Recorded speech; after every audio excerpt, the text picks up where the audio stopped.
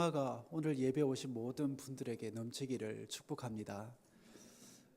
주 안에서 여러분들과 만나게 된 것, 그리고 주님께서 피 흘려 세우신 이 오클랜드 주님의 교회를 섬기게 된 것, 저로서는 무한 영광으로 생각을 합니다. 그리고 앞으로 여러분들과 만남을 통해서 아름다운 성도의 교제를 계속해서 쌓아갈 수 있게 되기를 또 소망하고요.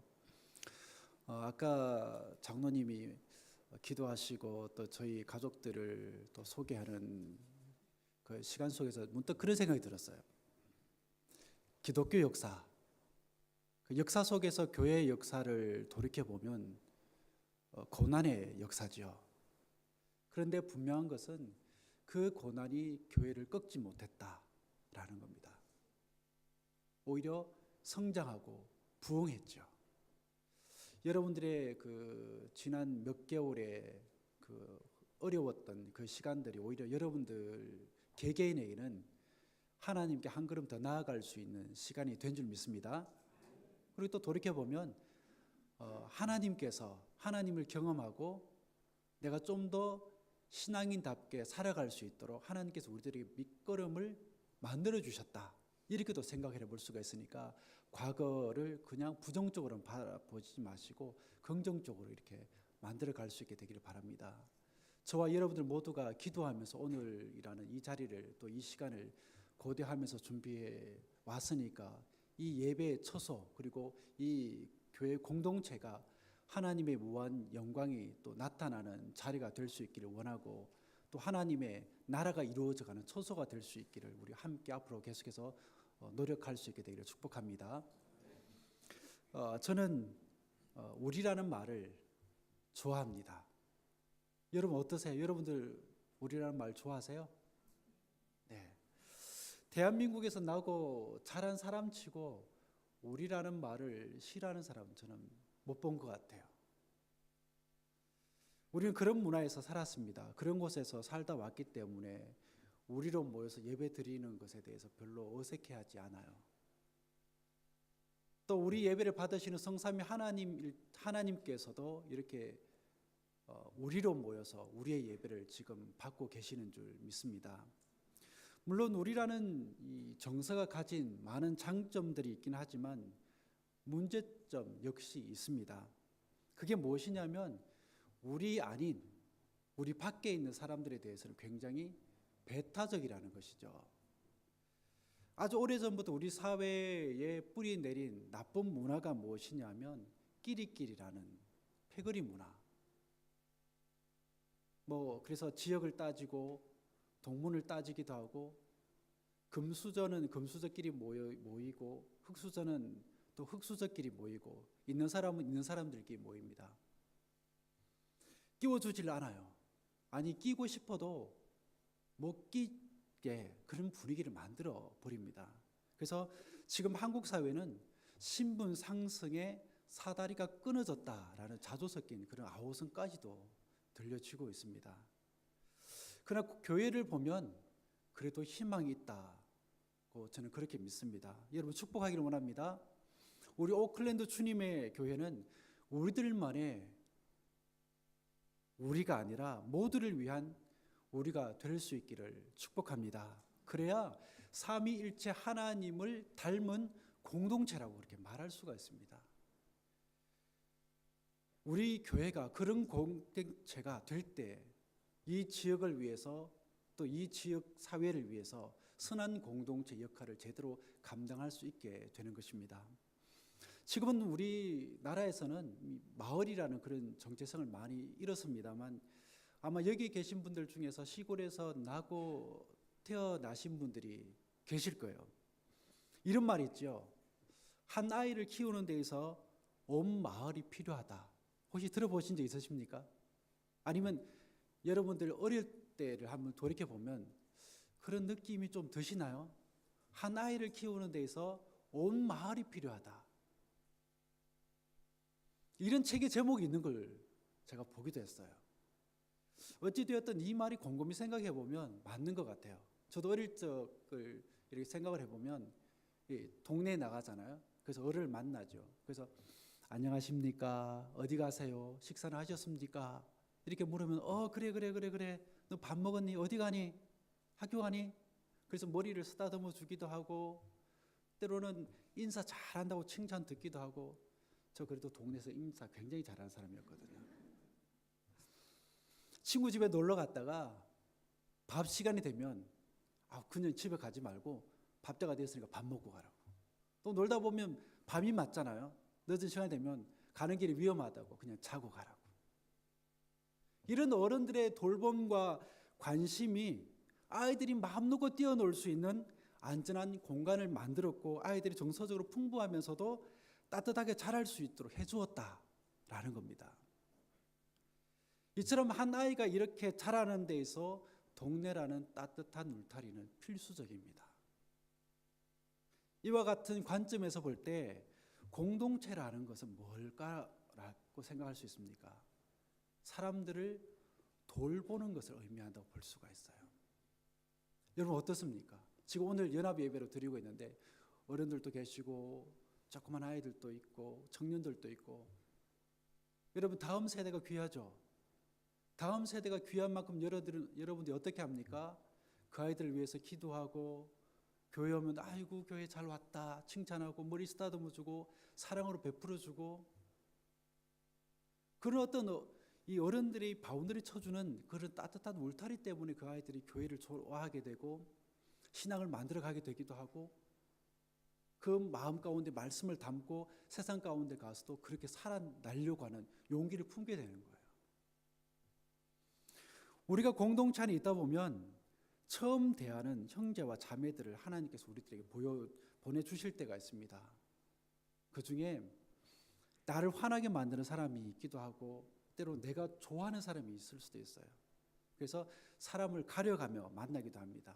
그럼 오늘 본문이 분명히 우리들에게 들려주는 좋은 신앙 공동체는 뭐냐? 이런 모든 사람들을 가리지 않고 돌보는 것을 의미하고 있습니다. 야고보서 2장 1절 말씀을 보면 우리 주 예수 그리스도에 대한 믿음을 너희가 가졌으니 사람을 차별하여 대하지 말라라고 분명히 이야기를 하고 있습니다. 예수 그리스도에 대한 믿음을 가졌다 하면서도 어떻게 사람을 차별하여 대할 수 있느냐라는 겁니다. 왜죠? 예수님께서 사람을 차별하여 대하지 않았기 때문입니다.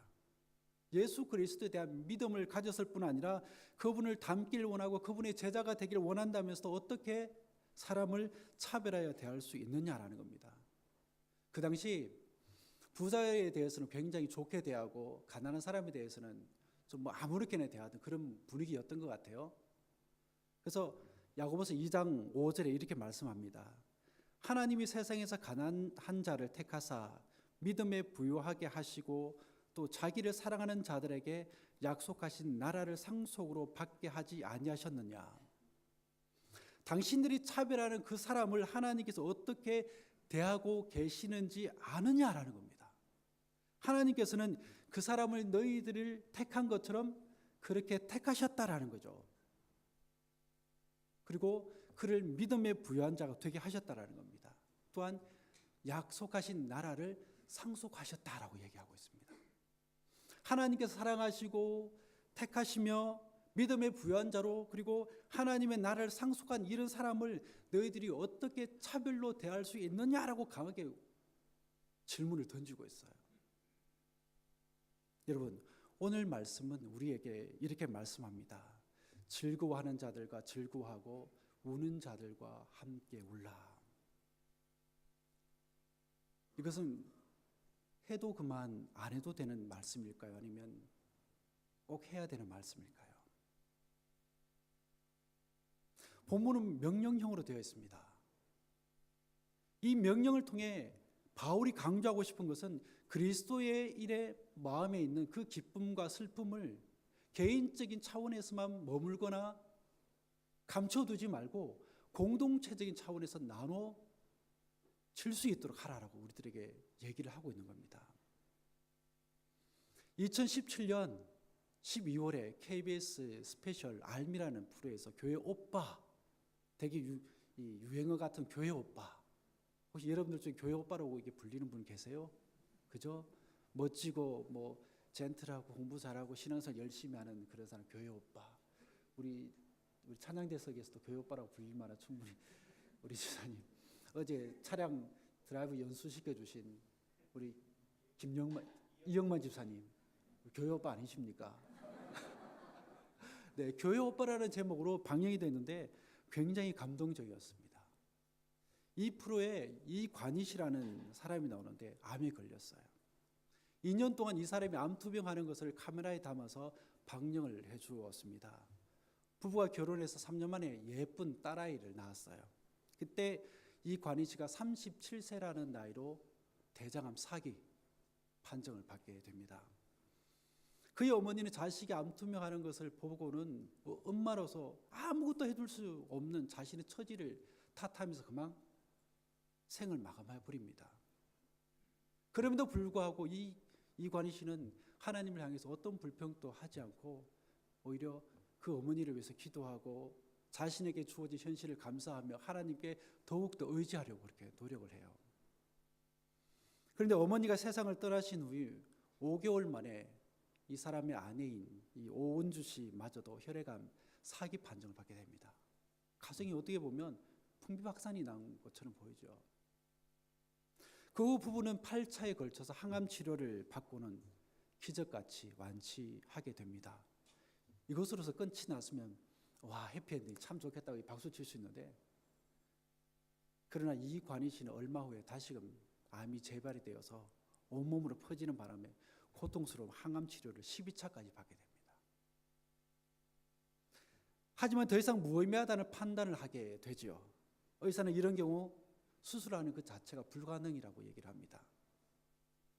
그러나 어쩔 수 없는 선택이라며 원샷 원킬의 방식으로 온몸이 퍼져 있는 암세포를 제거하는 대수술을 하게 됩니다.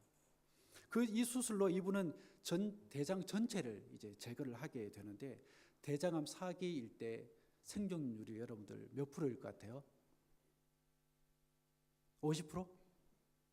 오늘 맞추신 분 제 찾아오시면 제가 한테 쏘겠습니다. 20%?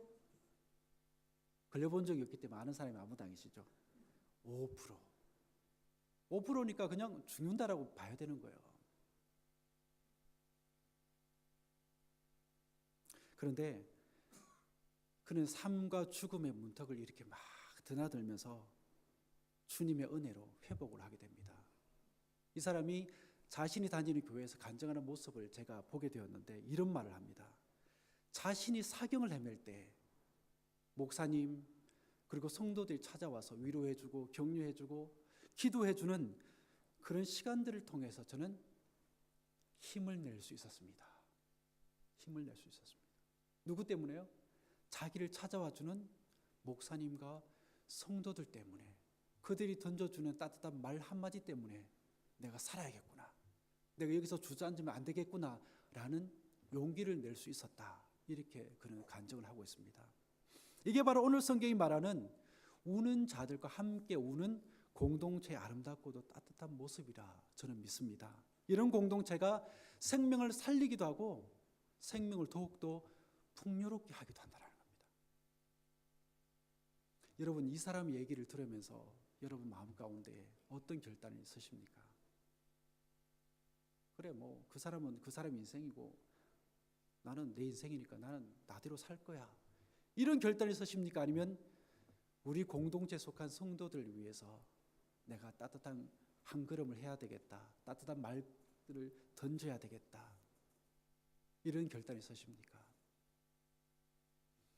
흔히 사람들은 이 상대방의 입장을 이해하려 하기보다는 그 사람을 자신의 입장에 서도록 설득하려는 경향이 있습니다. 그것은 자신의 입장을 다른 사람들이부터 인정받고자 하는 욕구 때문이죠. 그리고 다른 사람들이 자신을 막 인정을 해주면 내가 바르게 생각하고 있고 바른 길로 가고 있다고 그렇게 자부할 수 있기 때문입니다. 그러나 이러한 행동은 결코 올바르지 않습니다. 상대방의 자리에 서서 그 사람이 왜 그럴 수밖에 없는지를 생각하는 것이 진정한 그리스도인의 자세라고 오늘 성경이 우리들에게 교훈을 주고 있습니다. 우리가 너무나 잘 아는 욥기를 통해서 우리는 이런 교훈을 얻을 수가 있는데, 욥이 사탄의 시험을 받아서 고통 가운데 빠지게 되죠. 그때 누가 찾아오죠? 친구들이 찾아오죠. 친구들이 찾아와서 7일 동안 아무 말도 하지 않고 그냥 땅에 앉아서 고통의 자리에서 함께 슬퍼해 줍니다. 함께 슬퍼해 줘요. 이것만 보면 와, 친구들 정말 성숙한 친구들이구나 라고 생각을 할 수 있습니다. 그런데 얼마의 시간이 지나고 나니까 욥을 향해서 비판하기 시작합니다. 네가 고통당하고 있는 것이 네가 분명히 뭔가 잘못했기 때문이야. 네가 죄를 지었기 때문이야. 그러지 않고서는 어떻게 하나님께서 너에게 이런 고통을 주겠어. 그러니 너는 회개해. 이 모든 친구들의 일관적인 자세였습니다. 이게 욥이 얼마나 답답했을까요? 자초지종을 제대로 듣지도 않고 막 다짜고짜로 해대는 말이 네가 죄를 지었기 때문에 하나님으로부터 이런 벌을 받은 것이니까 네가 회개해야 돼. 여러분 그렇게 해본 적 있으시죠? 아무도 안 계십니까? 저는 주 사람이 가끔씩 옛날에 이걸 깨닫기 전에 했는데, 남자들이 그렇지 않습니까? 이 부인들이 무슨 얘기를 하면 그래 그거는 옳고 그러고 당신이 잘못했구나, 당신이 잘했네, 판단하기 바쁘죠. 그런데 부인들은 어떻습니까? 들어달라고 그런 얘기를 하는데 남편들은 판단하기가 빠르고, 이 친구들이 그랬던 것 같아요. 판단을 했던 겁니다. 친구들의 이런 말을 들은 욥은 절규하면서 이렇게 말을 합니다. 너희는 고아를 제비 뽑으며 너희 친구를 팔아 넘기는구나. 세번역 성경을 다시 한번 들려드릴게요. 너희는 고아라도 제비를 뽑아 노예로 넘기고 이익을 챙길 일이라면 친구라도 서슴지 않고 넘길 자들이다. 욥이 얼마나 마음이 상했으면 이 친구들 향해서 그렇게 말을 던졌을까요? 근데 여러분 결국 이 세 친구들 향해서 하나님께서 뭐라고 말씀하십니까? 잘했다, 내 판단이 옳다라고 칭찬해 주셨나요? 아니면 그들을 책망하셨나요? 그들을 책망하시죠. 너희가 나를 가리켜 말한 것이 내 종 욥의 말같이 옳지 못하다라고 하나님 말씀하세요. 친구를 진정 위하고 사랑한다면 친구의 입장에 서 보아야 합니다. 이것이 그리스도인의 참 좋은 모습입니다. 이웃의 입장에 서서 그 사람을 헤아려 보려고 애쓰는 것, 이것이 바로 그리스도인의 참된 모습이라는 겁니다. 이렇게 할 때 만약 그 이웃이 예수를 믿지 않는다면 감동을 받아서 예수께로 돌아올 수 있는 가능성이 그 자리에서 생겨나게 되는 것이죠. 그러면 여러분들은 아무쪼록 여러분의 삶 가운데 이 황금률을 지킬 수 있도록 애쓰시기 바랍니다. 타인을 판단하고 비방하기에 앞서서 그 사람의 삶의 자리에 서서 한 번쯤은 그를 이해해 보려고 여러분들 노력해 보시길 바랍니다. 거기에 감동이 있는 것이고, 거기에 회복이 있는 것이고, 거기에 구원의 역사가 있는 줄 믿습니다. 미국 인디애나주 어느 시골 마을에 뇌 질환을 앓고 있는 브라이언이라는 15세 소년이 살고 있었습니다. 그는 수술을 받고 방사선 치료를 받아야만 했습니다. 그런 과정을 통해서 이 아이가 머리카락이 다 빠졌던 모양이에요. 그래서 머리카락이 좀 나고 또 이제 학교에 갈 만한 상황이 돼서 학교를 갔는데 이 아이가 자기 교실에 딱 들어서면서 충격을 받았어요. 굉장히 놀랐습니다. 왜 놀랐을 것 같아요? 네, 축복합니다, 이사님. 모든 반 안에 앉아있는 친구들이 다 머리를 빡빡 밀고 있었던 거예요. 이어서 선생님이 들어오셨는데 선생님도 깜짝 놀랐어요. 그래서 이렇게 상황을 알아봤더니 이 브라이언이 머리가 없이 오면 굉장히 수치심을 느낄까 봐, 부끄러워할까 봐 친구들이 이 아이의 마음을 고려해서 친구들이 같이 머리를 밀었다라는 겁니다. 그 이야기를 알고는, 이 상황을 알고는 선생님도 울고 브라이언도 울고 모든 반 친구들도 함께 울었다라는 이야기죠. 성 프란체스코가 이런 말을 했습니다. 항상 복음을 전하라. 필요하다면 말을 사용하라. 이게 무슨 뜻입니까? 복음을 전함에서 본질은 말이 아니라 행위, 즉 그 사람이 살아가는 삶의 모습이다라는 겁니다.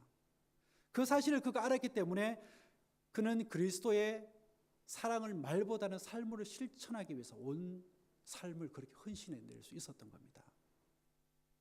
미국 한 여류 문학가가 있었습니다. 그에게는 아들이 하나 있었는데 고등학교 다닐 때 아이들이 친구들과 이제 여행을 가다가 교통사고를 당해 그만 죽고 말았어요. 얼마나 그게 충격이었는지 계속해서 여러 가지 치료를 받았지만 제대로 회복이 되지 않고 계속해서 오히려 사회와 단절하고 혼자 그냥 있으려고 그렇게 노력을 합니다. 그런데 어느 날 아들과 함께 자동차에 타고 가다가 죽은 어머니가 찾아옵니다. 서로는 아무 말도 하지 않고 그냥 앉아 있기만 합니다. 그 요류 작가는 친구 어머니를 안고 울기 시작을 합니다. 친구의 어머니도 함께 울었습니다. 이 일로 그 요류 작가는 병이 치료되어서 완전히 회복이 되었다고 합니다. 우리는 때로는 어떤 사람을 위로하기 위해서, 어떤 사람을 만나기 위해서 많은 말이 필요하다라고 착각할 때가 있어요.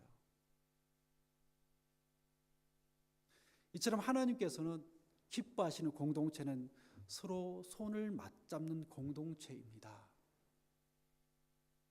비록 많은 말을 하지 않더라도 서로 맞잡은 손을 통해 서로는 서로의 온기를 느끼기만 하면 되는 거예요. 그 온기의 에너지를 통해서 우리는 따뜻하고도 견고한 공동체가 만들어지는 것입니다. 이게 바로 복음을 삶으로 살아내는 사람들이 모인 공동체라는 겁니다. 여러분, 옆에 계신 분들 손을 한번 잡아볼까요? 혹시 수족 냉증 있는 사람 있으세요? 손 한번 잡아보세요. 어떻게 좀 온기가 느껴지십니까? 손의 온기뿐만 아니라 옆에 계신 분의 마음의 따뜻함도 한번 느껴보십시오. 내가 이 사람을 앞으로 내가 어떻게 대하며 살아가야 될 것인지.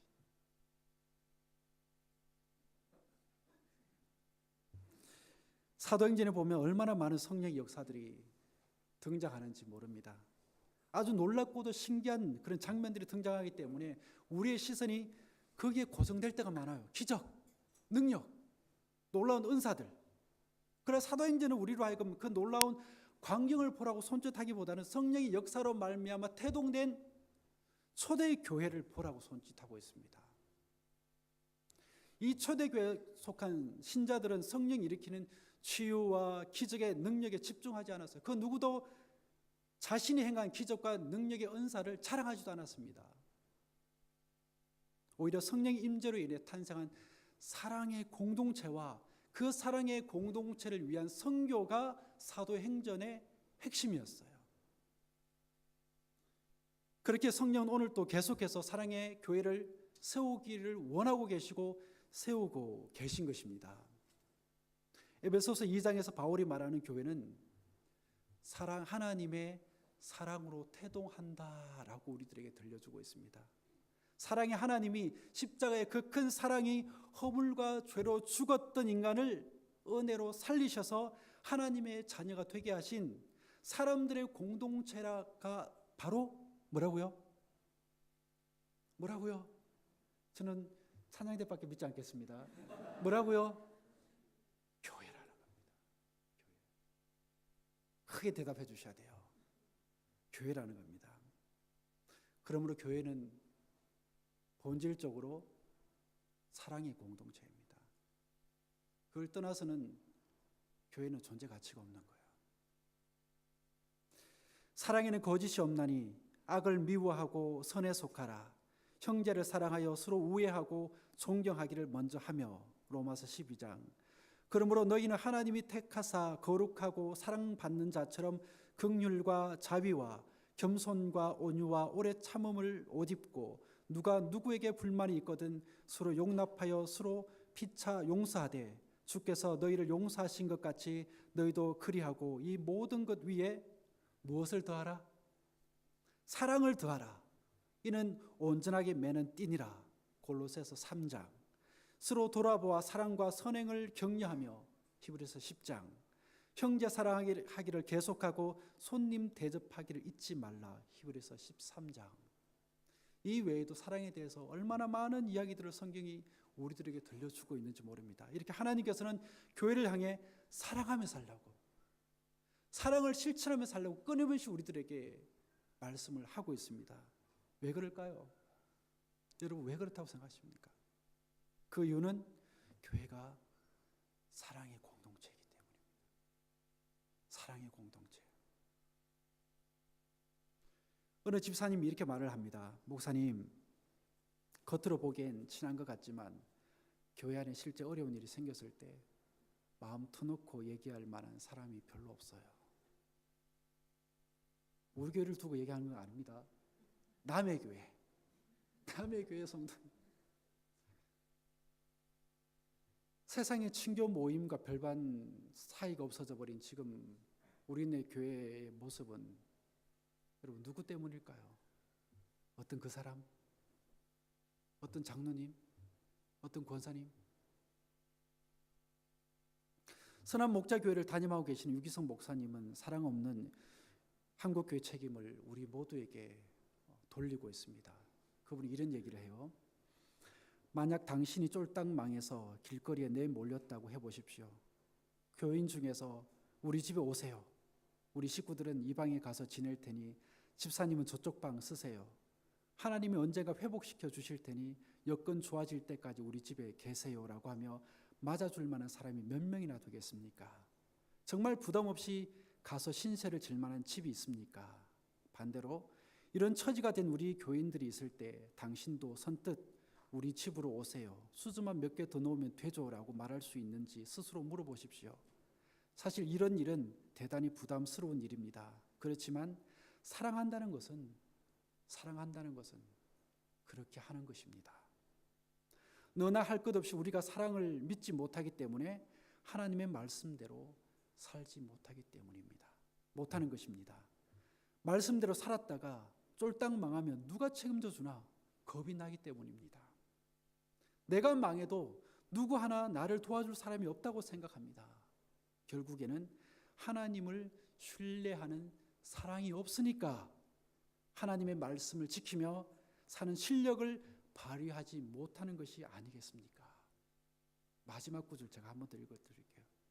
하나님을 신뢰하는 사랑이 없으니까, 하나님을 신뢰하는 사랑이 없으니까 하나님의 말씀을 지키며 사는 실력을 발휘하지 못하는 게 아닙니까? 여러분도 어떻습니까?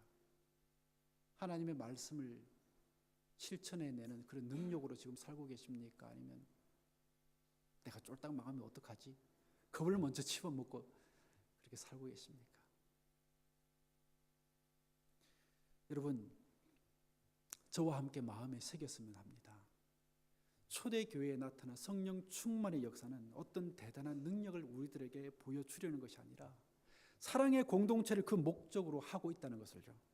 오순절 마가다락방의 성령 강림의 역사가 이룬 것은 사랑의 공동체로서의 초대교회라는 것을, 그런 거로 예수 그리스도의 복음의 토대로 두고 있는 에클레시아는 피차간에 사랑으로 묶여있는 사랑의 공동체라는 것을, 이것이 교회의 본질이라는 것을 우리 마음에, 그리고 제 마음에 새겼으면 합니다. 여러분들 마음 가운데 결단 한번 해보시죠. 저도 결단하겠습니다. 하나님께서 이 시간에 제게 마음의 울림으로 주시는 말씀입니다. 저는 그래 결단합니다. 결단하겠습니다. 여러분도 함께 결단해 보시죠. 함께 마음을 새겨 보시죠. 신앙의 공동체는 사랑이어야 합니다. 다른 것 빼고는 말할 가치가 없어요. 공동체라는 것은 이런 마음이 있을 때에 가능합니다. 이런 공동체가 될 때 성삼위일체 하나님을 닮은 공동체라 말을 할 수가 있는 겁니다. 이런 공동체가 될 때 우리 오클랜드 주님의 교회는 즐거워하는 자들과 즐거워하고 우는 자들과 함께 울 수 있는 공동체가 되는 것입니다. 이런 공동체에 누가 임재하실까요? 누가 임재하실까요? 저를 믿는 사람이 찬양대밖에 없어요. 네, 성삼일체 하나님 임재하시는 겁니다. 교회에 임재하신다라는 것은 이 예배에 오시는 여러분들 10년 가운데 임재하신다는 거예요. 기도하겠습니다. 하나님, 우리 모두가 고향을 떠나 이 먼 이국 땅에서 한 형제요 자매가 되어 믿음 안에서 더불어 살게 하시니 감사드립니다. 바라기는 우리 주님의 공동체에 속한 모든 지체가 즐거워하는 성도들과 함께 즐거워하고 우는 성도들과 함께 울 줄 아는 그리스도의 마음을 지닌 자들이 되게 하옵소서. 그리하여 주님의 공동체가 이민자들에게 마음의 고향이 되게 하시고 이들이 이 땅에서 힘있게 살도록 돕는 삶의 동반자가 되게 하옵소서. 예수님의 이름으로 기도드립니다.